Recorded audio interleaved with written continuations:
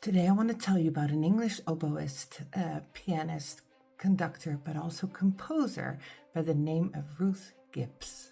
Now, Ruth was born in 1921 in a little town called Bexel-on-Sea, and she grew up in a very musical family. Her mother was a pianist and a piano teacher, and her father played violin and viola. So not only was there like some music, there was music daily all the time, and it became very apparent that she was very musical herself.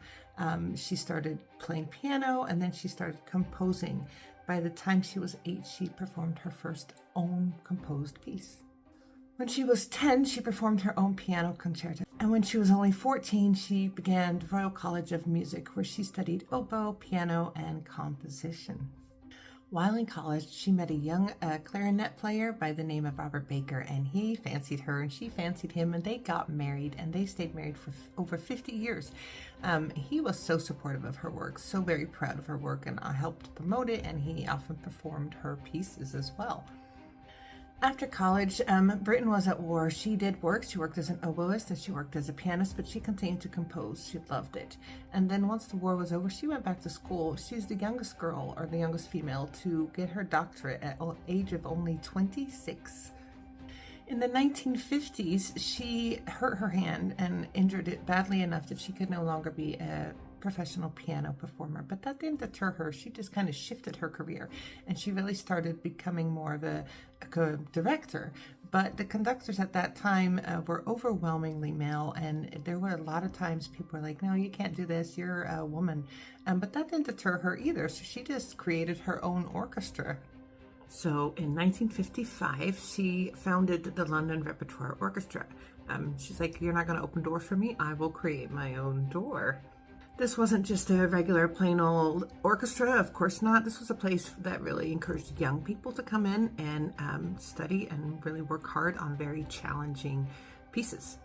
Now, if that wasn't enough, in 1961, she created another musical ensemble, and this was called the London Chanticleer Orchestra. And this was really dedicated to push overlooked works, especially from British composers. This orchestra really gave her a platform to champion music that people hadn't heard much, but also to champion her own compositions.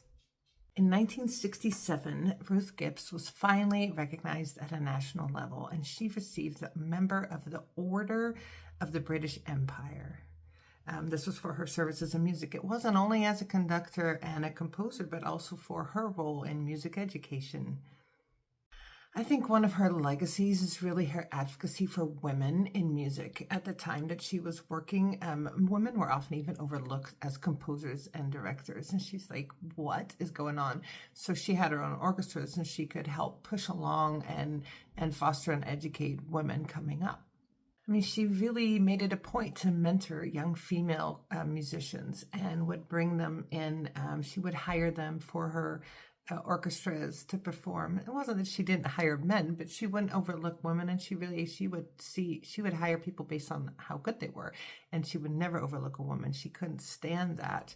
I don't know why that was the case in the first place. Her music is often described as late romantic music. It is very beautiful.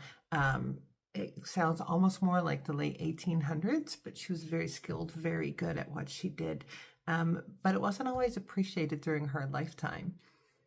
During her life, she composed over 70 works. This included 5 symphonies, 7 concertos, and like a lot of other stuff like chamber ensembles, choral music, some solo pieces. There's a lot of it.